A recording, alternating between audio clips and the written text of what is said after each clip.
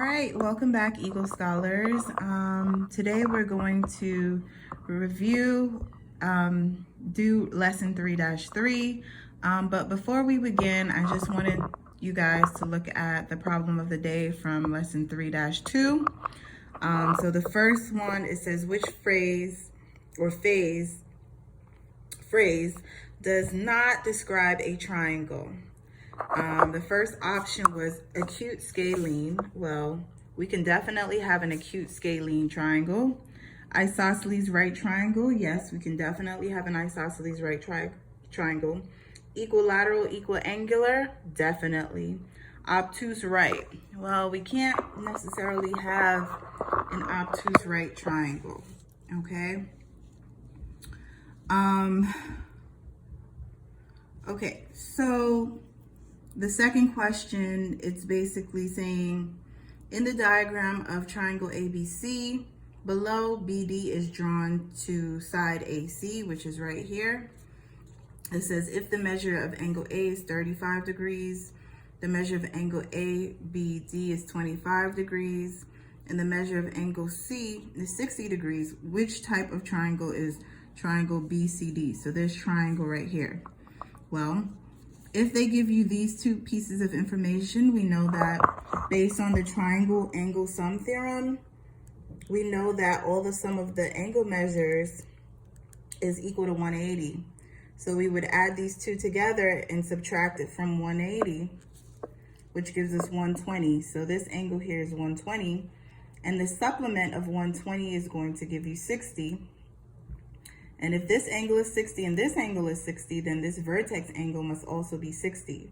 So if all of the angles are congruent to each other, then it must be an equilateral / equiangular triangle. All right, now for the last question. It says, what is the measure of the largest angle in the accompanying diagram? So here they gave us expressions, right? And we know that the sum of all of the angle measures in a triangle is equal to 180 degrees. So we would need to add this expression plus this expression plus this expression and set it equal to 180, which is what I did here. And then I cleaned it up because it needed to be simplified by combining like terms. So x plus 2x plus x gives us 4x. 15 plus 1 gives us 16 is equal to 180. Then I did the additive inverse of 16 on both sides. And then I got 4x is equal to 164. And then I did the multiplicative inverse of 4, which gave us x is equal to 41. So this angle here is 41 degrees. When I substituted in x here, I got this angle is 56, and this angle at the top, which is the vertex angle, becomes 83. So the largest angle here is 83 degrees. Okay, great. Now for the opening exercise, it says you are working on a puzzle. You're almost finished, except for a few pieces of the sky. Place the remaining pieces in the puzzle. Place the remaining pieces in the puzzle. How did you figure out where to place the pieces?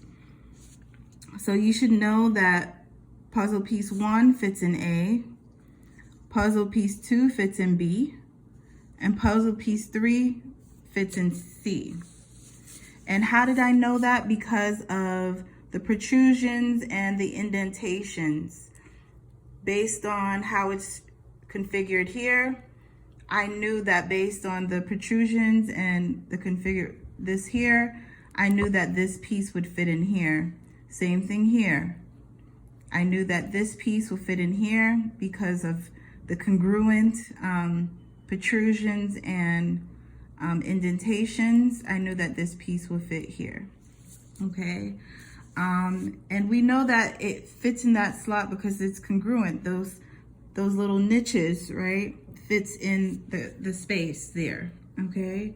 Which led us into congruence, like figuring out which polygons are congruent because of the corresponding sides and angles, right? So that's what led us into this lesson that we did last week, okay?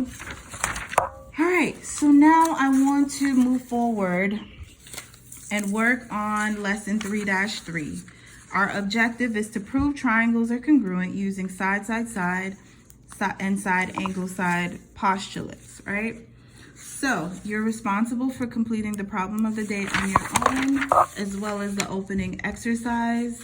And today's essential understanding is that you can prove that triangles are congruent without having to show that all corresponding parts are congruent. In this lesson, you will learn to prove triangles are congruent by using 1, 3 pairs of corresponding sides, and 2 pairs of corresponding sides, and 1 pair of corresponding angles.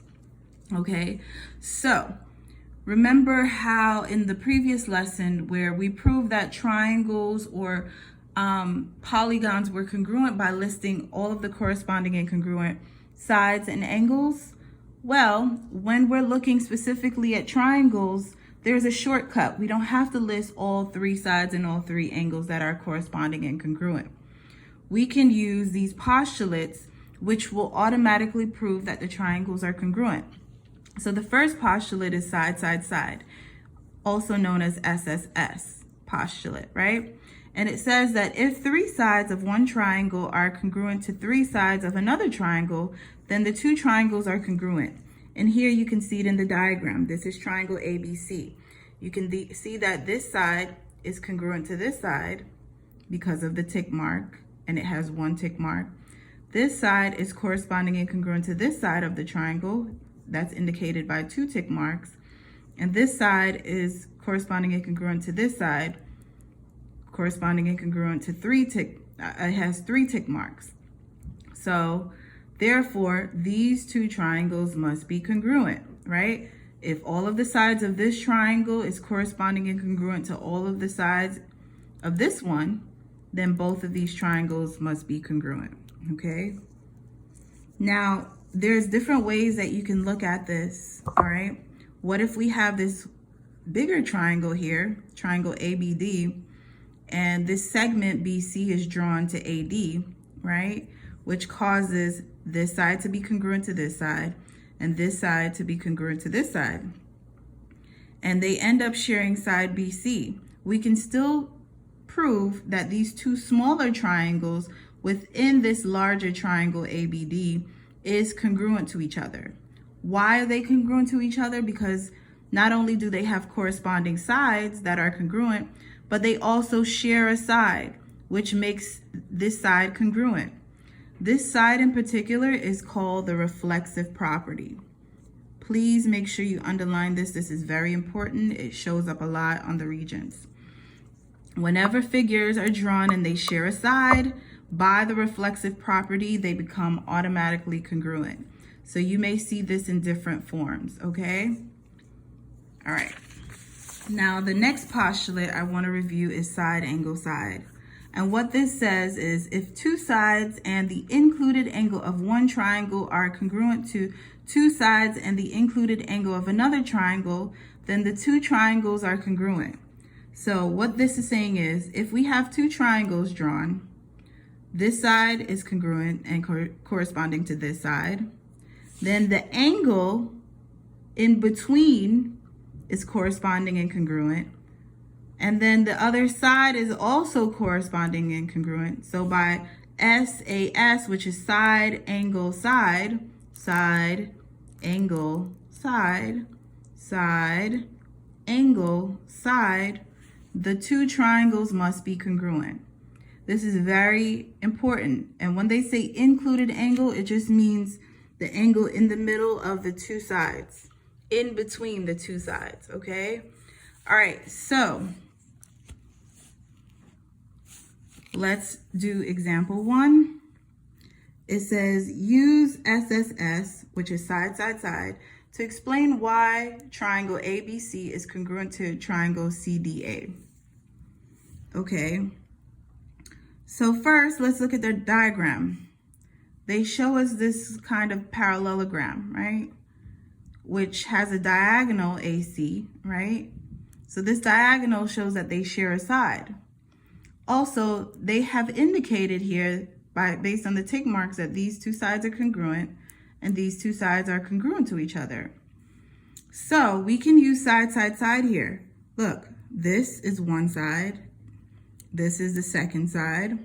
And the third side is this side in the middle here, which I'm gonna mark an X on to show by the reflexive property, because they share a side, that's going to be the third side of congruence.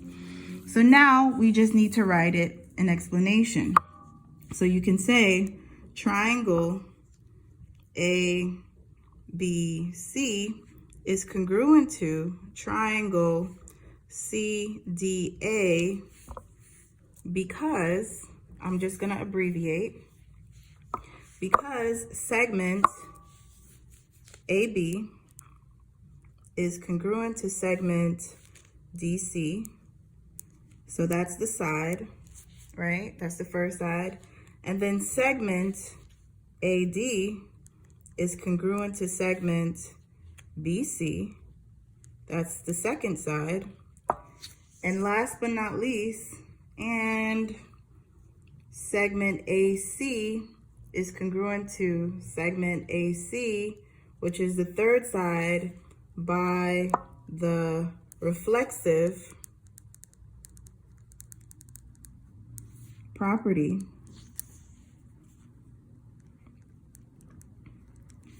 Therefore, these three dots mean therefore in geometry, triangle ABC is congruent to triangle CDA by side, side, side postulate. Or you could just put side, side, side, side. Okay, so that's your answer. All right, now for example 2, it says the diagram shows part of the support structure for a tower. Use side angle side to explain why triangle XYZ is congruent to triangle VWZ. So here's your diagram, and it lists the givens in the diagram. So far it's showing that this segment here is congruent to this segment, and this segment here is congruent to this segment. Now, it says we need to prove it by side, angle, side, but so far we only have two sides. What's missing? Well, we're missing the angle. And you know, based on this postulate here, the angle must be in between the two sides. So look, this angle is sheared. Angle Z is sheared. So the angle must be here. But why are these two angles congruent? Well, it makes that X factor. And remember in geometry, when we learned about the X factor, we learned about vertical angles. So whenever it makes that X, vertical angles become congruent. All right. And so it's the same thing here, right? These vertical angles are congruent. So we can now prove that these two triangles are congruent by side, angle, side, side, angle, side. So let's do it. Let's write our statement. So triangle XYZ is congruent to triangle VWZ because, all right, so XZ is congruent to VZ, and that's the side. The angle, which is included, because they share an angle, we can't just say angle Z. We have to use the three vertices, right? The three letters to name that angle, with Z being in the middle. So it would be angle YZX is congruent to angle WZV, and that's the angle, right? That's the included angle. And we know they are congruent because vertical angles are congruent, all right?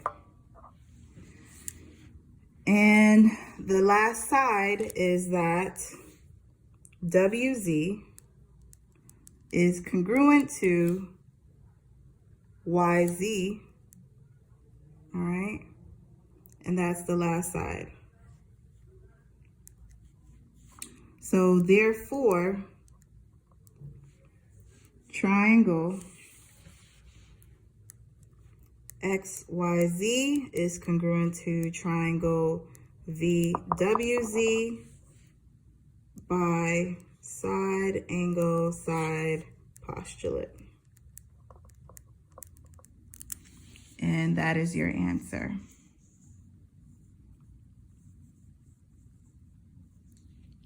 All right, so now let's look at example 3. It says use side angle side to explain why triangle ABC is congruent to triangle DBC. So here's this diagram. We're proving that this triangle here is congruent to this triangle here. So the first thing we need to look at is the given. So this side is congruent to this side. We have this small tiny angle is congruent to this one. And we have a side, we have an angle, we need the other side. While looking at this diagram, they share a side. So that's going to be the second side. And by reflexive property, they are congruent. So now we can just write our answer. So triangle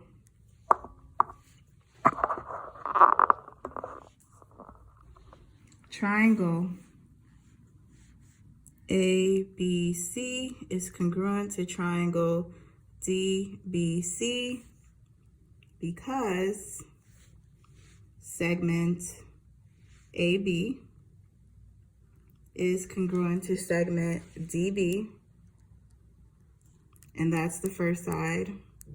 And then the angle, because they share an angle, you have to use the 3 letters.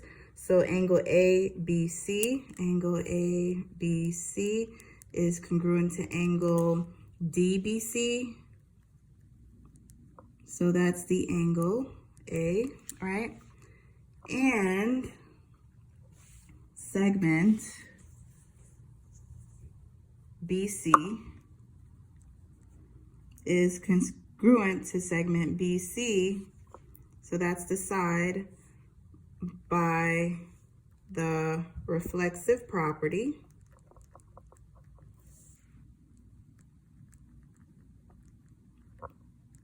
All right, so therefore, my 3 dots, triangle ABC is congruent to triangle DBC by side angle side postulate. Okay, so here you have it. Now I wanted to just explain the first practice and then the first practice question, and then you'll be able to do the others on your own. So for the first practice, it says, show that the triangles are congruent for the given value of the variable. Well, they gave us that the variable x is equal to 5. And they tell us here that the triangles are already congruent. So that means that the corresponding parts will also be congruent. So all we're doing is substituting 5 in there to show that the corresponding sides are congruent. So segment NO is congruent to segment QR. And we're showing this because this side is 5 and this is x, so this must also be 5, okay? X is equal to 5. Now, it shows here that NM, so x is equal to 5. I'm just gonna put that here. So the next part is NM is congruent to QP. So this is a side and this is a side here, right? So QP, if we substitute it, right? So QP is represented by x plus 2. So if we substitute in 5 for x, you get 5 plus 2, which is equal to 7. And as you can see, this is 7 and this is also 7, so they must be congruent. And then the last side is MO must be congruent to PR. And we just need to substitute. So PR is represented by this expression, 3x minus 9. So 3 times 5, which gives us 15 minus 9, will give us 6. All right, so these two obviously are congruent to each other. So which postulate will show this, that they are congruent? If all the sides are congruent to all of the sides here. So therefore, by side, side, side postulate,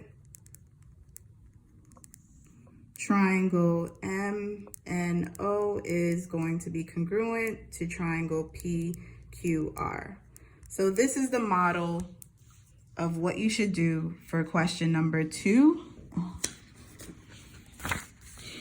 And question number 3, okay? And question number 4 through 8. What you're basically responsible for doing is doing what we did here for the examples, which is just explaining why you would use side, side, side to prove that the triangles are congruent, okay? All right, so that concludes our lesson 3-3. I hope to see you guys soon. Until next time, take care, be safe, bye.